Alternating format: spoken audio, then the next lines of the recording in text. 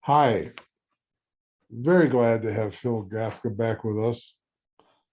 Phil is a certified business coach and author of the delightful, very entertaining book, Hole-in-One Leadership. He's guided shape and success of business leaders for more than 40 years. This session of Heinze-Sight is the first of 3 episodes covering insight into the other 5G revolution. Phil's going to tell us about that. Welcome back. Good to see you. Paul, thank you. Always a pleasure to spend some time with you and chat a little bit about business. Nice to be here. Thank you. Tell us about 5G revolution. We've heard about one of them. What might be the other one? Well, funny you should ask. The other 5G revolution is that this is the first time in our history that we have 5 generations in our workforce. Previously, the previous century, we've had 2 to 3 generations in our workforce. And in the 21st century, we now have 5. Really? First time, and we're having just a wee bit of difficulty balancing those 5 different value structures in our workplace. My. It's people being healthier, mainly, I would guess, huh?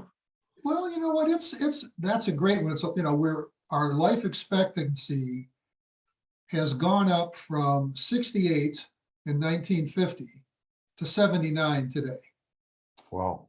You also add in that we've got increased food production and distribution, our improvement in public health and water and sanitation, not to mention the breakthroughs with technology in medicine and health, vaccines, antibiotics, a number of reasons that we have more people in more age groups in the workforce today. It seems that with the vast amount of privately owned businesses of various different sizes, the numbers of multi-generation companies must be very, very significant, I would think, huh? I think you'd be hard pressed to find a company that has only 1 generation. Right. Because what you're looking at right now, if you look at the entire scope of people in the workplace, you still have traditionalists, or those that were born basically from 1922 to 1944, they still represent 2% of today's workforce. Oh. Then you have the boomers, Oh. born from 1945 to 1964, and they represent 25% of the workforce today. Generation X, those that are born from 1965 to 1980, are a full third of the workforce. Generation Y, our beloved millennials, those born from 1981 to the year 2000, another 35%. And very, very recently, you now have Generation Z working into the workforce. Wow. Those born from 2001 through 2020, and they're already 5% of the workforce. My. Wow. Wow. So a little bit to juggle. It is. And what are some of the things that happen when you have 2 or 3 or 4 generations or more in the same business? What are some of the things that occur? Good, bad, indifferent? Well, I think the good is that you have this cross-section of knowledge and experience. As an example, you have the younger generation coming in who have grown up with technology in their hands. Yes. And understand it at a far different level than people my age or the traditionalists do. And so you're able to take and blend in that knowledge of how you use technology brought up by our younger generations. And then what you bring from our older generations as that wisdom and that experience of how do you navigate a 40 or 50 or 60-year career And basically, how do you get through life and balance that work-life balance for all those years? The real challenge, though, is how do we put all of that together in a single workforce when each of these generations is defined by a different value structure? And the reasons are many of why those value structures are different. As an example, I know traditionalists, that older 2% of the workforce, they were shaped by the Great Depression. They were shaped by World War II. Radios and movies had a big impact on their life. What motivates them, because again, grew up in a different time, in a different environment, they're motivated by respect, by recognition, and providing long-term value to the organization. Now, their communication style is just a little bit different than the younger folks. They still like that personal touch. You'll still even see handwritten notes instead of email. They're probably not going to find them texting as often as maybe the Generation Z, unless it's with grandparents to grandchild. Then you might find a little bit of that. Right. But also, their worldview, what they were brought up, it was obedience versus individualism. Yeah. And for that generation, age equals seniority. That's not the same train of thought with the younger members of our workforce. Wow. And they were used to advancing through the hierarchy step by step.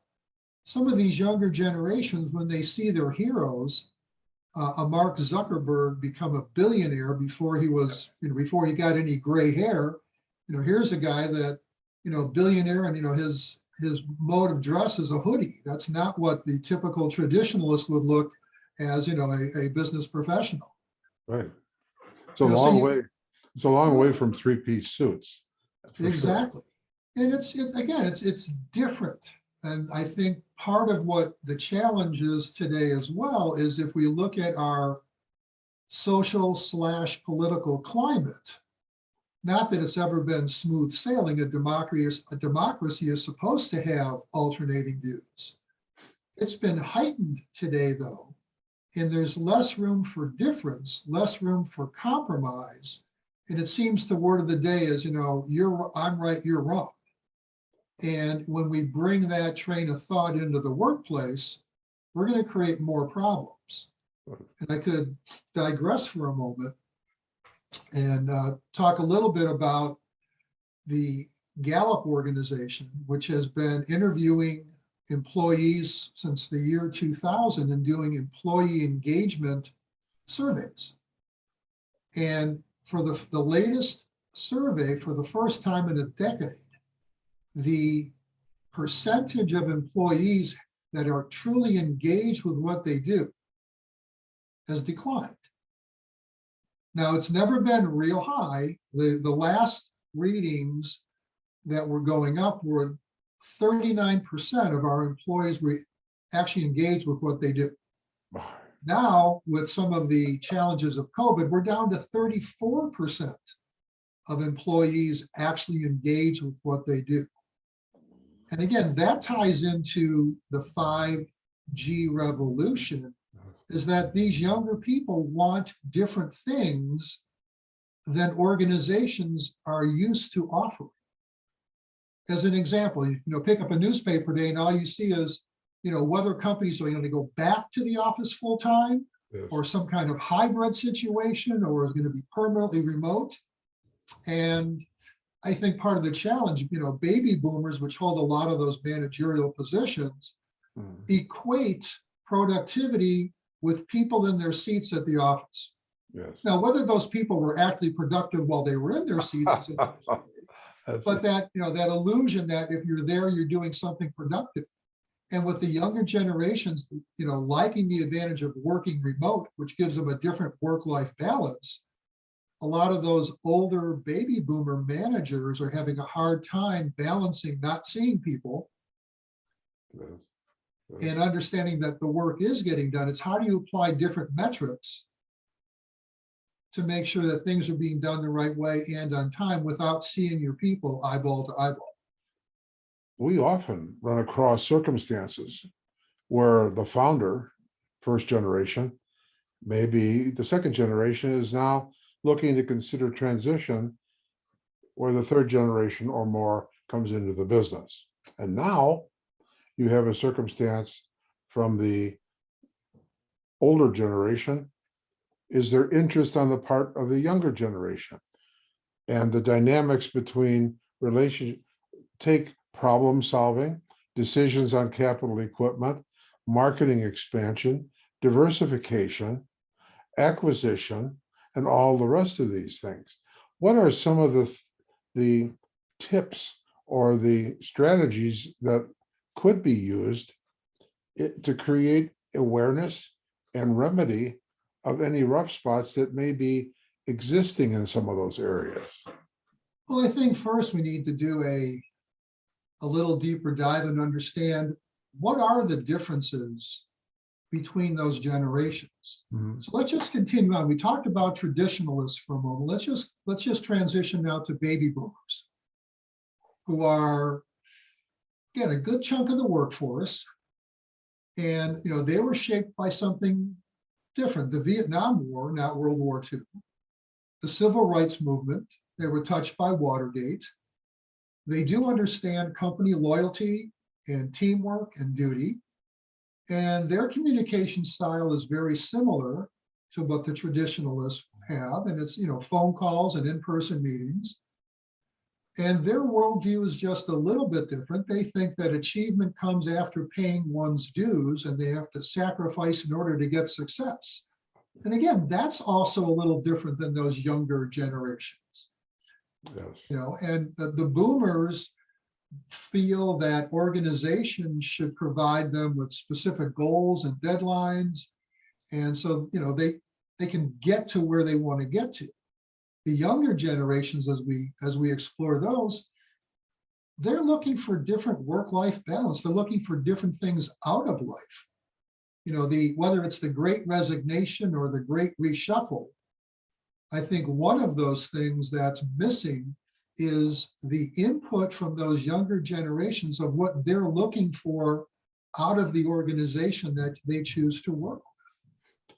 How would they convey that realistically early on or in sufficient time where the owner elderly generation would take into account, evaluate it? It's conceivable in many cases where the third generation, for example, comes in to replace the second generation, but it isn't their life's vision or dream.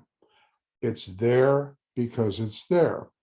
What characteristics or what can the second generation do to protect themselves and evaluate and talk legitimately and in a balanced way to the third generation to understand what is it the third generation or fourth generation is looking for? Well, you just hit the nail on the head. It's communication. It's asking. Instead of the assumption that they're here for the same reason that we are, that open communication, and they'll find out that younger generation is looking for a different work-life balance. They're looking for opportunities for more personal development. They're looking for a company that's involved with something more than just making a profit. They're more concerned with sustainability. Let's take it from my perspective. I've got less years on this earth ahead of me than a millennial or a Generation Z. So their interest in sustainability, not just of their business, but of this planet, is from a far different perspective than someone like me, a baby boomer, that has, my runway's a little shorter than it used to be. And so these folks are looking for, I look at it from my perspective with my grandchildren. And I look, what kind of earth are they going to inherit from us?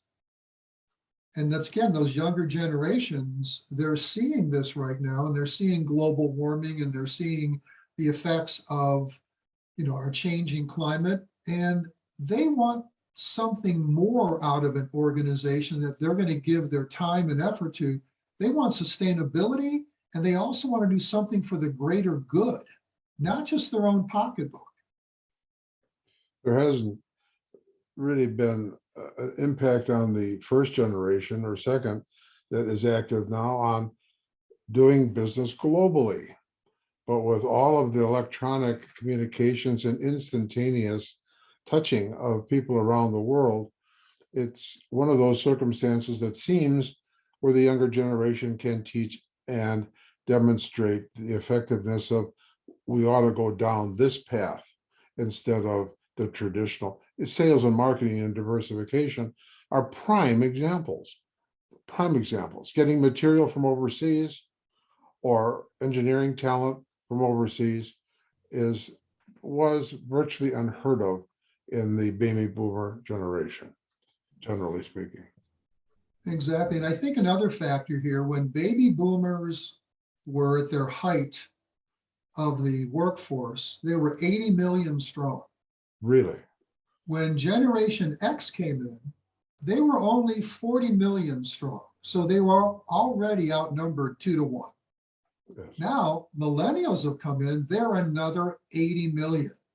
They know they have some strength in numbers. My.